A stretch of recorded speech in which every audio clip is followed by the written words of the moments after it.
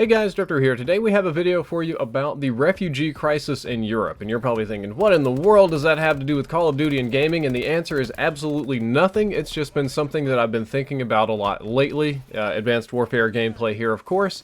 And I want to say in the beginning of the video, this is not an anti-Muslim video, anti-Arab video, and I try not to do any sort of religious shaming or hurtful stuff like that here on the channel. It's mostly positive stuff, but this is definitely a scary thing for Europeans.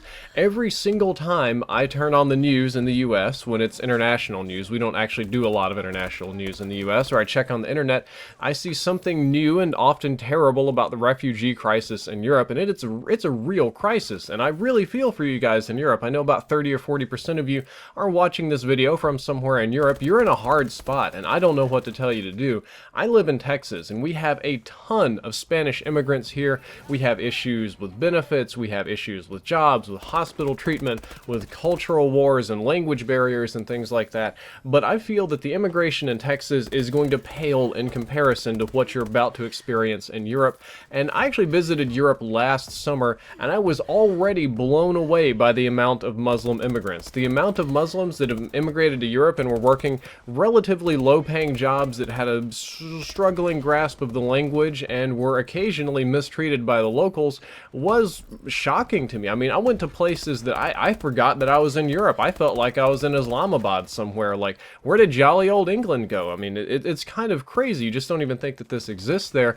But it's easy to stereotype immigrants as lazy, greedy, terrorists, all this kind of thing, and there definitely is some of that. But let's look at it from their perspective. Let's step back and let's pretend that you live in Syria. Now, most of you probably don't know anything about Syria at all, and I'm going to go ahead and tell you Syria is hell on earth right now. Syria is between a dictator, an authoritarian government, and a couple of different Islamist freedom fighters, militias, rebellions, ISIS, whatever you want to call them, and neither of these are good people. Both of these are very scary things, and all the normal people are stuck in the middle, and they're being squashed, and there is a full-on civil war and proxy war between the US and Russia.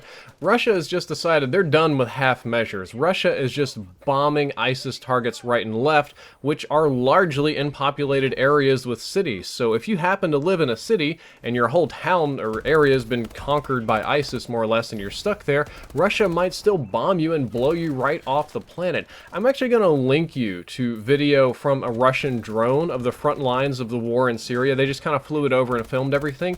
It looks like hell on earth. This looks like Fallout. You'll find that as the first link down there in the description. That's actually something that's real. I didn't think that level of destruction could exist in real life. That looks like something like when Keanu Reeves in Constantine goes to the alternate destroyed Los Angeles and hell. That's what that looks like to me. And that's scary. Nobody would want to live there. I wouldn't want to live there. If I were in Syria right now, if I were Syrian, I would leave too. I would get right out of there as fast as I possibly could, because nobody wants to die. Nobody wants to live under either of the people that are fighting for control of the country. And Europe is a relatively close place that's not that hard to get to. It's infinitely safer, more accepting, and has benefits for you in case you can't work because you don't speak the language, and it's only logical that they would choose to migrate there to better their lives. Same kind of way in Texas. It's not a big surprise that Mexicans want to come here and get better jobs than they could get in Mexico and make more money and support their families. That's not crazy or greedy or evil. That's what anybody would do. If the United States were completely destroyed and looked like hell on earth, you can bet your butt I'd be paddling across the Great Lakes on up to Canada to just get me in some maple syrup and some nice free health care. And Canadians are nice people in general, but you can also look at it from the perspective of people in the European Union. There's been a huge surge of anti-immigrant protests, of vigilantism, of just murders, actually, arsons and stuff.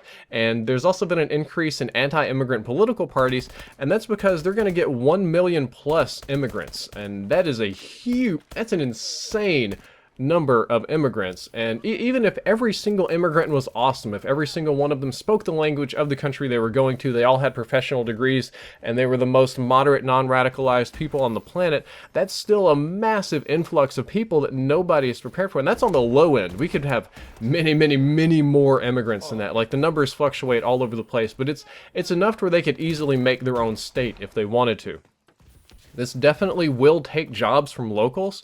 Typically, I find that they'll end up taking the lower end jobs, the taxi, the janitor, the jobs that nobody really likes. That's what happens with the Spanish here in the United States for the most part. But it does kind of cut that bottom end out of the locals, and some of the locals will end up on benefits or whatever. Some of them will move on and get manufacturing jobs and move up, but that's not always the case. There is a job loss, there's a breakage there, and the European Union is already in a financial crisis with Greece and some of the other states that aren't doing super great. And we basically, the whole world believes that Germany is just kind of propping them up, and Germany is set to take on the largest amount of immigrants, and they're going to have to pay benefits to these people because not all of them are going to be capable of working. We have to support them and take care of them and do all this good person kind of stuff, so it's going to drain the financial reserves of the EU, and it's going to be a stress. It could be worse. Some people are saying it's going to completely bankrupt the EU. I don't think that's going to be the case. I think they'll bounce back and make use of the new cheap labor, but it is going to be difficult. And there's also going to be a change in the entire culture of Europe. Now, I am not an expert on European culture. I've only been to two countries, Germany and the UK. I went through Brussels, had lunch there. That's not really like visiting,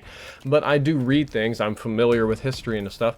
And Europe, unlike the United States, they're very proud of their own culture. Each country has its own pride, its own language, its own customs, traditions, little quirks, and different things. You can drive a couple hours in any direction, and you can find a completely different set of social rules and customs if you want.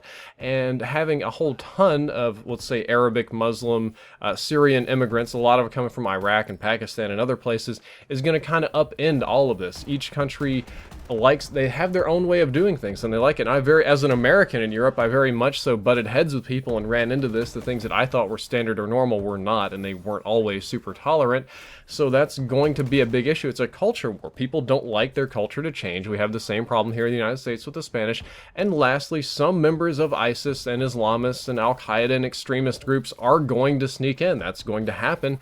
And sadly, I feel that there probably will be an increase in terror attacks. Not a drastic one. It's not going to turn, Germany into Syria and they're going to take over, but people are going to die. However, most of the European Union has chose to do the right thing, or the good thing, or the thing the Pope told them to do. It's interesting that the Pope stepped in on this.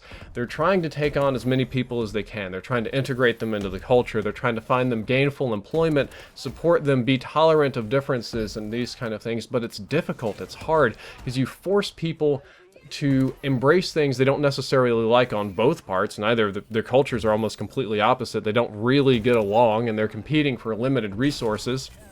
But they're trying really hard, and I have no idea how this is going to pan out. I feel like if I go back and visit Europe 20 years from now, it will not be the same as it is today. It'll be a completely different state, and I feel like the entire EU is in a massive flux because of this. I just sit here and get my little bit of news every day, and it's really going to matter in the long term, like decades from now, but I don't know where it's going. Guys in Europe, I feel for you. You're in a hard spot. You're trying to do the right thing, but it might have a huge personal cost. It might not. And we're just going to have to see how it works out in the long run. It's just been something I've been thinking about a lot lately. Wanted to share with you. Hope you enjoyed this video. If you did, don't forget to like, favorite, and subscribe. Drifter out.